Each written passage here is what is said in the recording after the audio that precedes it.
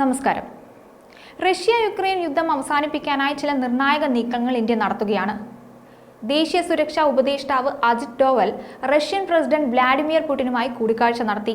Saint പീറ്റേഴ്സ്ബർഗിൽ വെച്ച് ഇരുവരും കൂടിക്കാഴ്ച നടത്തിയതായാണ് പുറത്തുവരുന്ന വിവരം. ബ്രിക്സ് പ്ലസ് ഉന്നതതല സുരക്ഷാ ഉദ്യോഗസ്ഥരുടെ യോഗത്തിൽ പങ്കെടുക്കാനാണ് അജിത് ഡോവൽ സെന്റ് പീറ്റേഴ്സ്ബർഗിൽ എത്തിയത്. യുക്രൈൻ യുദ്ധവും സമാധാന ശ്രമങ്ങളെക്കുറിച്ചുള്ള ചർച്ചയും ലക്ഷ്യമിട്ടായിരുന്നു റഷ്യൻ പ്രസിഡന്റുമായുള്ള കൂടിക്കാഴ്ച. യുക്രൈനുമായി ബന്ധപ്പെട്ട സമാധാന ചർച്ചകളിൽ ചൈനയ്ക്കും ഇന്ത്യക്കും ബ്രസീലിനും മധ്യസ്ഥരായി പ്രവർത്തിക്കാമെന്ന് റഷ്യൻ പ്രസിഡന്റ് വ്ളാഡിമിർ പുടിൻ നേരത്തെ തന്നെ അറിയിച്ചിരുന്നു. ഓഗസ്റ്റിൽ പ്രധാനമന്ത്രി നരേന്ദ്രമോദി പുടിനുമായി ഫോണിൽ സംസാരിച്ചപ്പോൾ അജിത് ഡോവലിന്റെ സന്ദർശനത്തെക്കുറിച്ചും യുക്രൈനിൽ സമാധാനം പുനഃസ്ഥാപിക്കുന്നതിനുള്ള ചർച്ചകൾ നടത്തുന്നതിനെക്കുറിച്ചും ഇരു നേതാക്കളും ധാരണയിലെത്തിയതായാണ് പുറത്തുവരുന്ന വിവരം. ഇതിന് പിന്നാലെ യുക്രൈൻ പ്രസിഡന്റ് സെലൻസ്കിയുമായും പ്രധാനമന്ത്രി നരേന്ദ്രമോദി കൂടിക്കാഴ്ച നടത്തിയിരുന്നു.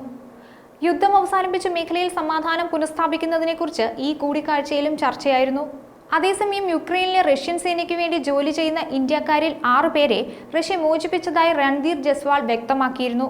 പ്രധാനമന്ത്രിയുടെ റഷ്യൻ സന്ദർശനത്തിന് ശേഷം 35 പൗരന്മാർ തിരികെ ഇന്ത്യയിൽ എത്തിയതായും അദ്ദേഹം കൂട്ടിച്ചേർത്തു. യുക്രൈന്റെ കാര്യത്തിലുള്ള പുടിന്റെ ഓരോ തീരുമാനങ്ങളും ലോകം ഞെട്ടലോടെയാണ് കണ്ടത്. വ്ളാഡിമിർ പുടിന്റെ തീരുമാനങ്ങളിൽ ലോകം ഏറ്റവും കൂടുതൽ വിമർശിച്ചതും റഷ്യ-യുക്രൈൻ യുദ്ധമായിരുന്നു. രണ്ടാം ലോക മഹായുദ്ധത്തിന് ശേഷം യൂറോപ്പിൽ നടന്ന ഏറ്റവും വലിയ യുദ്ധത്തിന് ഇതുവരെ ഒരു അവസാനവും കാണാനില്ലായിരുന്നു. ഈ പോരാട്ടം ദശലക്ഷക്കണക്കിന് യുക്രൈനിയക്കാരെ കുടിയൊഴിപ്പിച്ചു. യൂറോപ്പിന്റെ ഭൗമരാഷ്ട്രീയ ഭൂപ്രകൃതിയെ മാറ്റിമറിച്ചു.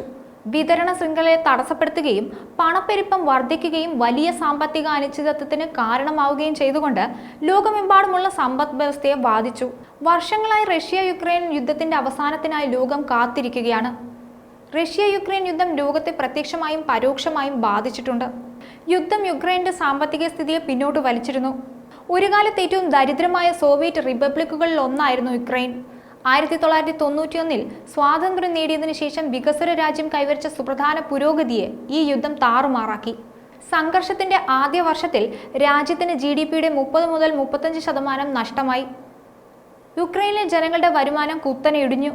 ലോകബാങ്കിന്റെ കണക്കനുസരിച്ച് രാജ്യത്തെ ദാരിദ്ര്യം ജനസംഖ്യയുടെ 5.5% നിന്ന് 2022 24.2% ഉയർന്നു. അങ്ങനെ യുദ്ധം 7.1 ദശലക്ഷം ആളുകളെ ദാരിദ്ര്യത്തിലേക്ക് തള്ളിവിട്ടു. 15 വർഷത്തെ പുരോഗതി ഇല്ലാതാക്കി. കൂടാതെ യുദ്ധത്തിനു മുമ്പ് ചോളം, ബാർലി, ഗോതമ്പ് തുടങ്ങിയ വിളകളുടെ ലോകത്തിലെ ഏറ്റവും വലിയ കയറ്റുമതിക്കാരിൽ ഒരാളായിരുന്നിട്ടും യുക്രൈൻ ഇപ്പോൾ ലോകത്തിലെ ഏറ്റവും ഭക്ഷ്യസുരക്ഷയില്ലാത്ത രാജ്യങ്ങളിൽ ഒന്നായി മാറിയിരിക്കുന്നു. തുറമുഖങ്ങളും നിർമ്മാണ പ്ലാന്റുകളും പോലുള്ള അടിസ്ഥാന സൗകര്യങ്ങൾ റഷ്യ നശിപ്പിച്ചതിനെ തുടർന്ന് തൊഴിൽ നഷ്ടമാണ് യുക്രൈനിൽ വർദ്ധിച്ചു വരുന്ന ദാരിദ്ര്യത്തിന്റെ മറ്റൊരു കാരണം. യുക്രൈനിന്റെ ചരിത്രത്തിലെ ഏറ്റവും വലിയ മാന്ദ്യത്തിലേക്കാണ് ഇത് നയിച്ചത്. പല ലോകരാജ്യങ്ങളും യുക്രൈനൊപ്പം ശക്തമായി നിലകൊണ്ടു. യുദ്ധം കാരണം റഷ്യയും ചില ഉപരോധങ്ങളൊക്കെ നേരിട്ടിരുന്നു. റഷ്യയുടെ കറൻസിയായ റൂബിളിന്റെ മൂല്യം ഇടിഞ്ഞു. ലോകമെമ്പാടുമുള്ള രാജ്യങ്ങൾ റഷ്യക്കെതിരെ ഉപരോധങ്ങൾ ഏർപ്പെടുത്തി. യുദ്ധത്തിനു മുമ്പ് റഷ്യൻ GDPയുടെ ഒരു വിഹിതമായ വ്യാപാരം 50%-ഓളം അടുത്തായിരുന്നു. വ്യാപകമായ വ്യാപാര ഉപരോധങ്ങൾ റഷ്യയുടെ സമ്പദ് വ്യവസ്ഥയെ ഗണ്യമായി ദുർബലപ്പെടുത്തിയിരുന്നു. ആഗോള ഭക്ഷ്യ അരക്ഷിതാവസ്ഥ വർദ്ധിച്ചു. സംഘർഷം ലോകമെമ്പാടുമുള്ള ഭക്ഷ്യസുരക്ഷയെ ബാധിച്ചിട്ടുണ്ട്. ലോകം മുഴുവനും പ്രത്യക്ഷമായും പരോക്ഷമായും റഷ്യ-യുക്രൈൻ യുദ്ധത്തിന്റെ ഫലം അനുഭവിക്കേണ്ടി വന്നിട്ടുണ്ട്. ന്യൂസ് ഡെസ്ക് ഈനാട് മലയാളം.